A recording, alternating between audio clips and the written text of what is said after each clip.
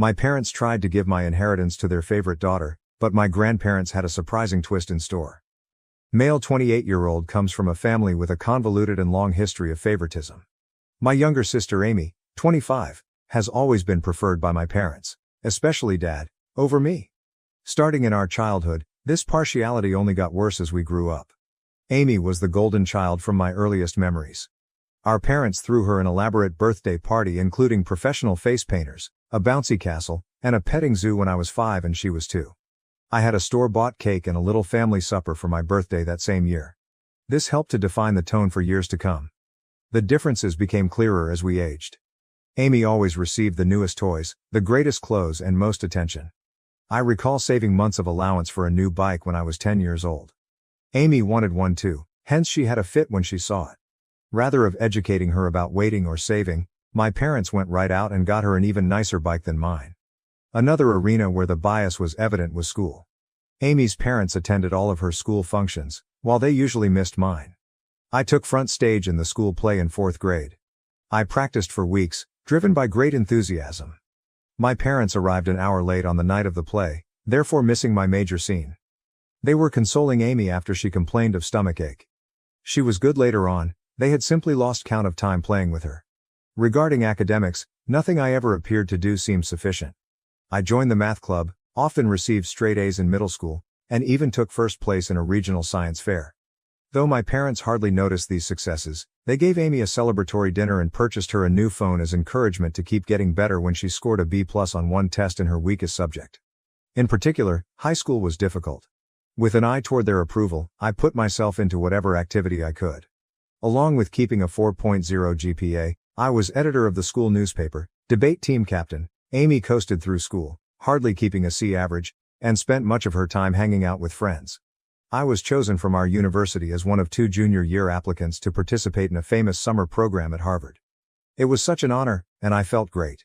My dad grumbled and moved the topic to Amy's forthcoming dancing performance when I told the news over supper.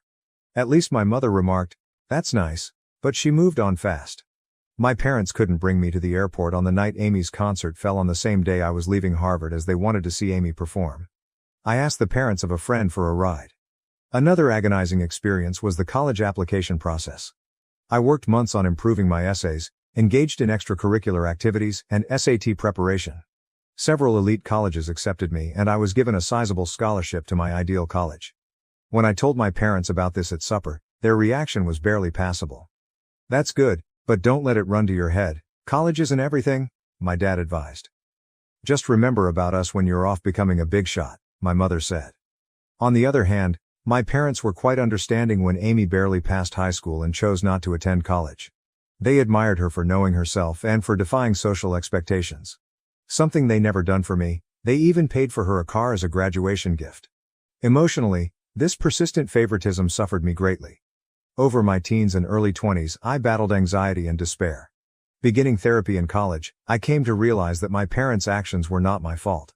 Years of effort were needed to develop my self-esteem and learn to validate myself rather than depending on my parents' approval. My immediate family did not help me, yet I still managed to lead a decent life. By the time I finished from college with honors, I had a decent job in finance and even purchased my own house by 27 years old. Though my parents aren't, I'm glad of what I've accomplished. Here then, is where the current drama begins. On Dad's side, my grandfather died not too long ago. He left a sizable estate and was a successful businessman who started from nothing. In his will, he split his possessions equally among his grandchildren, including me, Amy, and our cousins, as well as his children, Dad and his siblings. My portion of the bequest was significant, roughly $500,000. It would have let me invest in my future, pay off my education loans, and perhaps even launch my own company someday.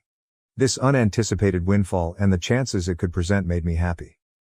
When the will was read though, my parents clearly became agitated. Later, they drew me aside and said they felt it was unjust I received an equal portion. Amy, who lives in our parents' basement and works part-time at a coffee shop, said she needed the money more since she was suffering. Though stunned, I attempted to keep cool. I clarified that Grandpa made this decision. They had no say on how he decided. They insisted I should act morally and give Amy my fair part. They became enraged when I turned down and began guilt-tripping me, calling me unappreciative and selfish. Every incident my dad could recall where they had helped me came under discussion.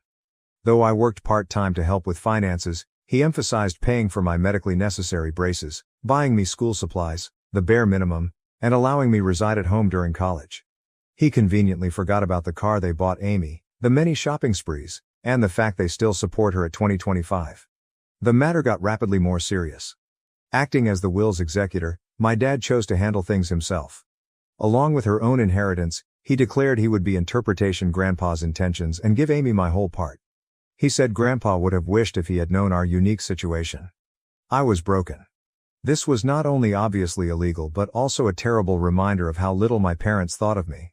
Pointing that Grandpa had always treated all his grandchildren equally and that he was aware of our circumstances, I tried to reason with them. Then my mother accused me of speaking ill of the deceased by implying Grandpa would have preferred anything else than what my dad was advocating. I mentioned certain memories of Grandpa pushing my academic and career goals, but my parents brushed off these as misinterpretation. They said Grandpa wanted to make sure Amy was taken care of and had privately voiced worry about her future. They had no response when I asked why he hadn't simply penned the will that way then. Amy, for her part, was awkward about the circumstances but did not voice criticism of our parents. She merely shrugged and said, "Mom and Dad know best." When I tried to chat to her alone, she obviously wasn't going to be much help. Feeling misled and wounded, I asked Grandpa's widow, my paternal grandma, for guidance. Hearing what was happening, she became enraged. She informed me that my parents had no authority to alter the will and that this was exactly not what Grandpa had planned. Grandma sent some material that clarifies the matter. Several years ago, apparently, my parents asked Grandpa to give everything to Amy in his will. Grandpa had steadfastly objected, saying he thought all of his grandchildren should be treated equally. He had even included a stipulation in his will declaring that anyone challenging the equitable distribution would lose their portion. Equipped with this knowledge, I challenged my parents. Grandma's disclosure of their earlier attempt to affect the will startled them. Saying they were only looking out Amy's future helped my dad try to defend it, but I could see the guilt on their faces. Grandmother acted right away. She got in touch with her will's other executors and attorney. She also got in touch with my dad's siblings, who shared her equally strong indignation at what he was attempting. Taken together, they stopped my dad's scheme and guaranteed that the will would be carried out as stated. Though they are unhappy with me, my parents were obliged to back off. They argued I should have handled this in-house instead of involving others and accused me of turning the family against me. My mother sobbed over how I had split the family and deceived them. I said I had never expected anything from them anyway, when my dad threatened to cut me out of their will totally. Now, should I accept the inheritance, they are threatening to break off all communication. My dad even went so far as to suggest that I would not be welcome in their house should I inherit it. In a particularly low blow, my mother remarked that my acceptance of the money reveals that I never truly loved them and was merely ready to profit from their passing. The matter splits the extended family. A few of my cousins are encouraging since they understand the long-standing favoritism and value me for advocating myself. Others believe I should have yielded in order to preserve peace since family harmony comes first over financial considerations. Although my dad's siblings are definitely on my side, this has strained their relationship as well as my parents. Amy finds herself enmeshed in all this.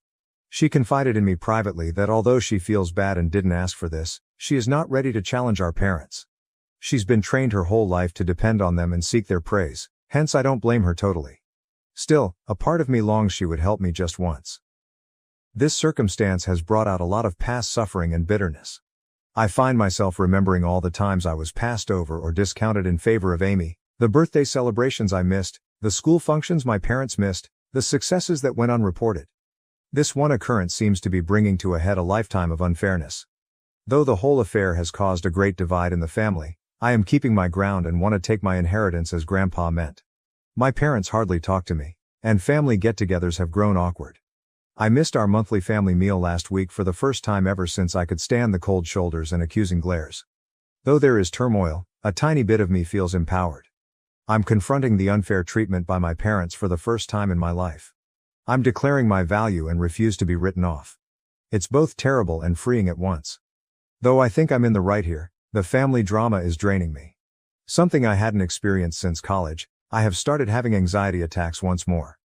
To assist handle all this stress, I'm thinking about returning to therapy. Am I the one who should have refused to comply with my parents' expectations and accepted my inheritance? Should I have simply handed Amy the money to maintain peace? Although I'm bored of being the family scapegoat, I also fear losing my family totally. Any guidance or viewpoint would be much valued. Update. Since my first post 6 months ago, a lot has happened. I want to thank everyone for their support and guidance. It truly kept me strong during trying circumstances. Let me start with the legal aspect of things. Many of you advised, and I did see my own attorney. He verified that I had every right to inherit and that what my dad attempted was in fact illegal. He helped me record everything and ready to act legally should needed. Fortunately, things did not transpire as such. Along with my dad's siblings, my grandma and her attorney worked out matters without involving court. I got my whole fortune and the will was carried out exactly as intended. Because of his will manipulation attempts, my dad was removed as an executor. This was a somewhat demanding process spanning several weeks. My parents threatened litigation, there were tense meetings and furious phone calls, but ultimately the law was unambiguous and they had to back off. Still ongoing though, the family fallout has been noteworthy. At first, my parents doubled down on their viewpoint. They charged me with being avaricious and neglectful of my sister. They also sought to mobilize other family members against me, disseminating allegations that I had somehow coerced Grandpa into giving me money. Luckily, most of the family saw through their trickery. About 1 month following the will's acceptance, there was one really unpleasant occurrence at a family gathering. When my parents showed there unannounced, my aunt was hosting and hadn't asked them to come, they started a scene. Starting to shout about how I had taken from Amy and corrupted Grandma against her, my dad became saying I had ruined all these wonderful memories. My mother flung an old photo album squarely at my feet. It was awkward and terrible. It took several relatives to cool things down and persuade my parents to leave. Bless her heart, my grandmother turned out to be my most powerful supporter over all of this. She related tales of how my grandfather had always been pleased of my achievements and how he especially wanted to make sure all his grandchildren had equal chances. She even said Grandpa had maintained a scrapbook of my accomplishments, newspaper clippings of academic honors, copies of my college acceptance letters, and even the program from that university play my parents had been late for. This insight was sad as well as wonderful. Grandma also volunteered to straighten the records with the wider family. She organized a family gathering excluding my parents, laying out the entire history of my parents' partiality including events I had long forgotten or never ever heard about. Having someone at last recognize the unfairness I had gone through for years was vindicating, but it also reopened old scars. About my sister Amy, she at last found her voice in all this. She came to me personally and apologized for not sticking up for me earlier after some soul-searching and several long talks with our grandmother. She said she thought our parents' preference was improper, but she had been too terrified to confront it. We discussed our childhood and how it influenced both of us in great length and emotional intensity. Amy admitted that being the favorite child wasn't as wonderful as it seemed. She never learned how to stand on her 2 feet and felt great pressure to live up to our parents' expectations. She told tales of times she yearned to accomplish things on her own, but our parents would swoop in and handle everything for her, therefore depriving her of the opportunity to develop and learn from her mistakes. For our relationship, this talk marked a sea change. We began to mend the sibling link our parents' partiality had broken. Just the two of us have been routinely meeting for coffee to discuss and encourage one another through this family crisis. Declaring that she was going to pay for college with her inheritance astonished everyone. She claimed seeing me stand up for myself motivated her to start managing her own life. Once she decided what she wanted to study, she registered in a nearby community college, first intending to transfer to a 4-year university. Our parents let out startled gasps. They knew, I believe, that their babying had not done Amy any favors. The response of my parents to all this has been diverse and changing. They first attacked both of us angrily. They tried to guilt Amy into quitting college to help the family since they said I turned her against them. They changed strategy when that proved ineffective. After several protracted talks with my grandmother and seeing Amy's great transformation, my mother began to recognize how damaging their actions had been. She has made some hesitant moves toward reconciliation, even beginning therapy to address her problems. She got in touch to apologies, owning that she had been unfair and requesting a chance to right things. It's a slow process, and while I'm gently hopeful, I'm also keeping strong limits. Sadly, my dad has been less likely to own any mistakes. Still furious, he feels as though he is the victim in all this. He has been chilly toward Amy since she chose to go college and hardly speaks to me. He has tried a few times to control us, threatening to sell our childhood house should we fail to come to our senses or forgiving us should we realize we were wrong. Although we are both standing strong, it hurts to see him distance both of his children like this. The dynamics among the extended family have changed dramatically. I now live closer to my dad's siblings, who have been quite helpful, and my grandmother. Having heard from my aunts and uncles about handling my dad's challenging conduct over the years, it has lessened my loneliness in this fight. Deeper bonds with some of my cousins who stood by me have also developed. Starting a monthly cousin meal allows us to all catch up free from the drama of the older generations. For myself, I have been making sensible use of my inheritance. Having paid off my college loans, I now feel an amazing degree of financial freedom. Working with a financial advisor, I have assembled a varied investment portfolio. I have also set aside some funds to maybe launch my own company some years forward. Opening a community center with reasonably priced mental health treatments and financial literacy seminars is something I'm investigating. But for me, buying therapy for myself and volunteering to do the same for Amy has been the most significant application of the money. Both of us are learning to set reasonable limits with our parents and are working on healing from our childhood events. Though it's a long road, I already feel as though I'm developing in knowledge and ability to overcome emotional neglect and long-term partiality. This whole process has brought some surprising good improvements into my life. I now know a great deal about establishing limits and defending myself. Though I know I did the right thing, it hasn't been easy and there are still difficult days. I feel good about myself for resisting guilt and pressure. Among the most unexpected results has been a change in my work path. Dealing with all this family conflict and undergoing therapy has helped me to see my own passion about supporting people who, dealing with all this family dysfunction and doing therapy has helped me to see how driven I am about supporting others who have gone through same family dynamics. Currently thinking about returning to school to specialize in adult children of emotionally immature parents and work as a family therapist. I have also been helping youngsters from challenging family homes at a nearby youth facility. Being able to offer the kind of encouragement and support I wish I had had as a youngster is immensely satisfying. I'm even considering creating a scholarship fund for children from same circumstances using some of my inheritance. My contact with Amy has kept getting better. Once a month, we have a siblings' day when we do something entertaining, just the two of us. Our hiking and picnic last month was the most laid back and connected we had felt since we were small children. Without our parents' influence, we are gently reconstructing our connection on our own terms. Regarding my parents, things remain tricky. Our relationship has been trying to be rebuilt by my mom. She has been routinely attending therapy and has even begun to see some of the damage her favoritism brought about. We have had a few one-on-one lunches when we have had some honest, though challenging talks regarding our past and forward direction. Though it's not flawless, improvement is evident. My dad still objects to change though.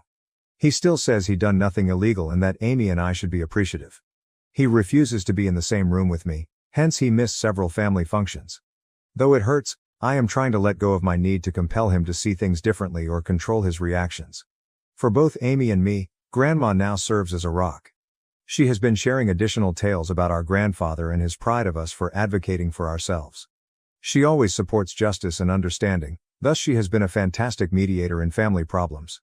The whole process has imparted a lot of lessons about the actual meaning of family. I've come to see that occasionally the family you select might be more encouraging than the one you were raised in. Along with developing a close-knit circle of friends who have been quite helpful along this journey, I have grown closer to my aunts, uncles, and cousins who stood by me. Setting limits and practicing self-care have also become more crucial to me.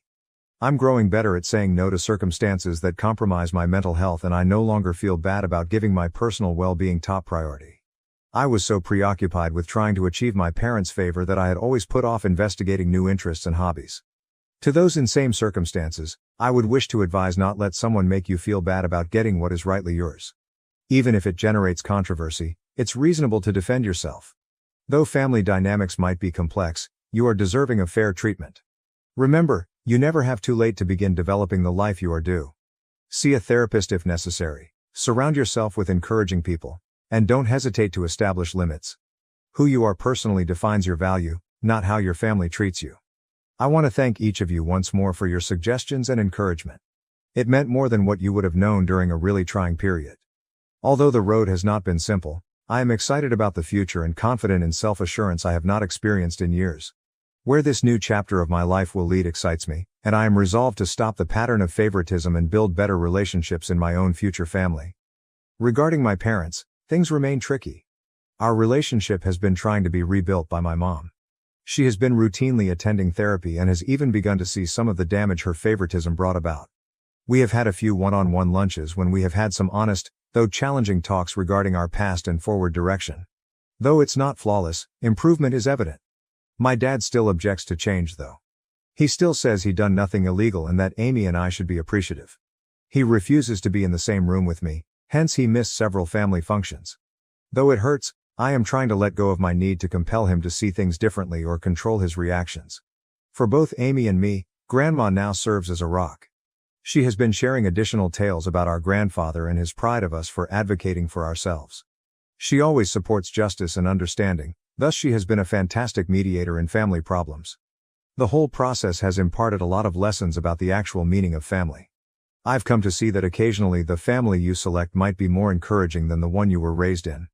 Along with developing a close-knit circle of friends who have been quite helpful along this journey, I have grown closer to my aunts, uncles, and cousins who stood by me.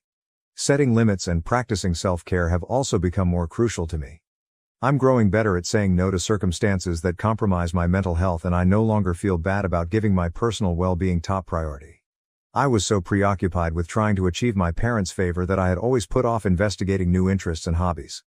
To those in same circumstances, I would wish to advise not let someone make you feel bad about getting what is rightly yours.